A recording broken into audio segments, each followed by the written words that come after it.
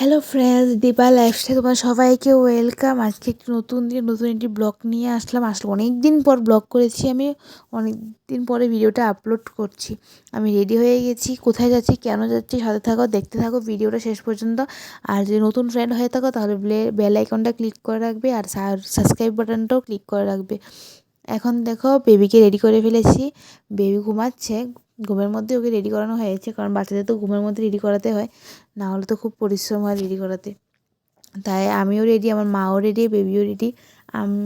আমরা তিনজন এখান থেকে যাব, আর বাড়ি থেকে আমার হাজব্যান্ড আর আমার শাশুড়ি মা আসবে। আমরা তিনজন রেডি, এখন বেরিয়ে পড়বো। আসলে আমরা যাচ্ছি আজকে মাতাবাড়িতে, বেবিকে নিয়ে প্রথম মাতাবাড়িতে যাচ্ছি। এখনই বের হব, কারণ কখনো যাইনি, এখন অবধি বেবিকে নিয়ে যাওয়া হয়নি, দর্শন করানো হয় ঠাকুর বাড়িতে।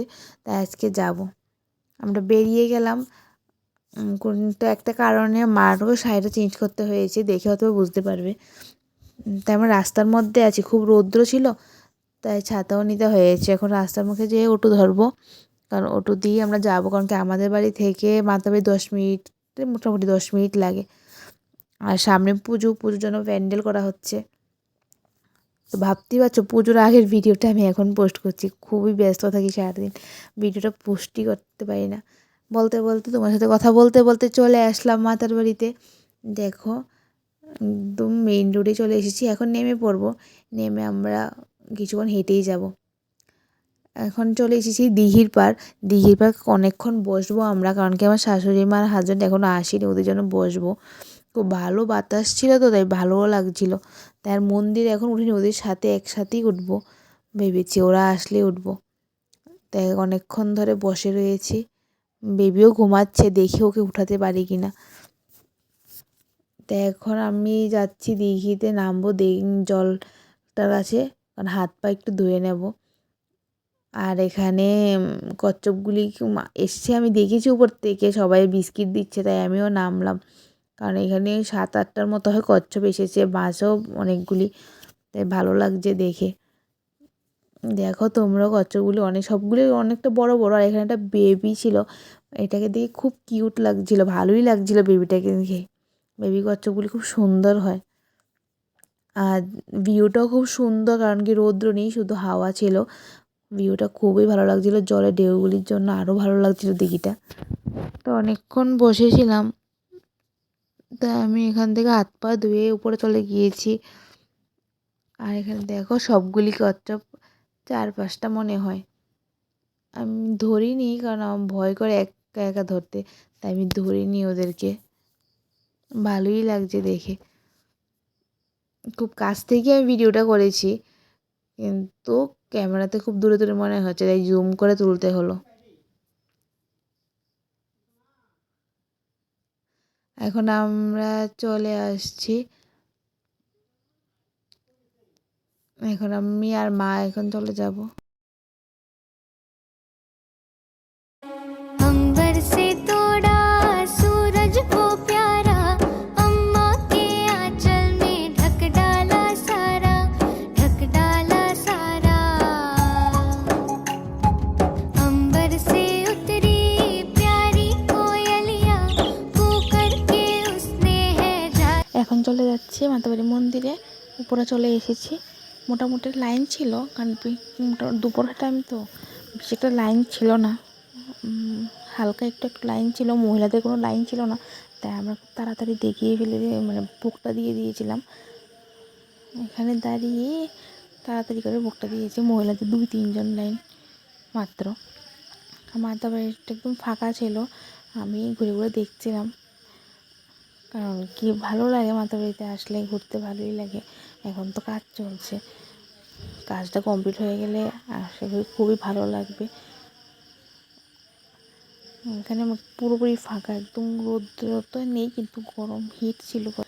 তার আমি আর সাথে ঘুরছিলাম একা একা, মার কাছে বেবিকে দিয়ে আমি ঘুরছিলাম, কারণ আমার হাজব্যান্ড শাশুড়ি ওদেরও আসেনি, ওনার জন্য অপেক্ষা করছিলাম। আমি একটু ঘোরাঘুরি করলাম, রৌদ্র নেই কিন্তু প্রচণ্ড আলো ছিল, আর হিট প্রচণ্ড ছিল, গরম হিট। তাও আমি শুধু তোমাদের দেখানোর জন্য একটু ঘোরাঘুরি করছিলাম। সামনে জায়গাটা যায়নি, এখন তো যাওয়া যায়, এটা অনেক আগের ভিডিও তো তখন যাওয়া যেত না, এখন যাওয়া যায়। এখন এটা রিলিং করেছে, সাইডগুলি বন্ধ করে দিয়েছে, সিঁড়িটাও ভালো করে করেছে। এখন এই সেটটা পুরো কমপ্লিট হয়ে গেছে। এখন যারা মাতাবাড়ি যাও তারা দেখতে পাবে, ভালোই লাগে, কাজ খুবই সুন্দর। আর এটা তো কচ্ছপের উপরে হচ্ছে, এটা ভালোই লাগছে দেখে। আশা করি 1-2 বছর পর মাতাবাড়িটা অন্যরূপে ভালোভাবে দেখতে পাবো। আমি চলে আসলাম নাগ মন্দিরে, কারণ কি বাইরে খুব গরম ছিল, একটু মার সাথে নাগ মন্দিরে চলে আর বেবি তো এখনো ঘুমাচ্ছে। এখন ঘুম থেকে উঠি, মানুষ আসছে আজকে, কারণ কি আজকে অন্নপ্রাশনের ডেট ছিল। সবাই 2-3টা ফ্যামিলি আছে দান এখানে। করেছি কবুতরগুলিও, আর এখানে মাতাবাড়ি সবগুলি চলে মন্দিরে এসেছে। সবাই কবুতর দেয়, খাবার সেই ছিল, কবুতরগুলি মানুষের হাইট উঠতে চলে এসেছে মন্দিরের দিঘির শাশুড়ি। আমরা এখন থেকে। দিঘি তো ছিল কতক্ষণ। ভোগ দেইনি, ওদের জন্য অপেক্ষা করছিলাম। এখন ওদের সাথে ভোগ দিয়েছি, দেওয়া হয়ে গেছে ভোগ। আর আবু উঠে গেছে, ওর পাপার কোলে আছে এখন। মাকে একটু দর্শন করছি, এতক্ষণ দরজা বন্ধ ছিল, এখন দরজা খুলেছে, মাকে দর্শন করছি এখন। মাকে দেখতে ভালোই লাগছিল, ওই দিন সুন্দর লাগছিল। মোটামুটি মানুষ ছিল, ভালো করে দেখতে পারিনি, অনেকক্ষণ টাইম লেগেছে। তারপরে নমস্কার করেছি, নমস্কার করে এসে আমি ভোগ দিলাম।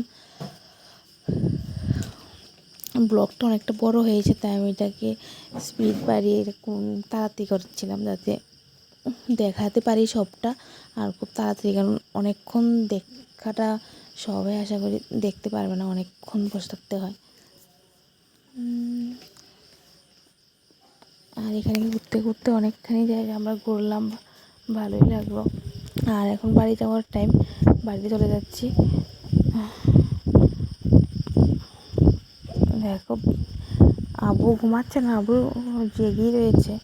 এখন চলে যাবো বাড়িতে, নিচে নেমে যাচ্ছি।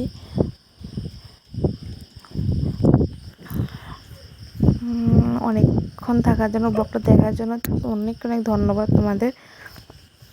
আর বাড়িতে গিয়ে দেখি যদি পারি ভিডিওটা আমি কমপ্লিট করব। আজকের জন্য টাটা, বাই বাই।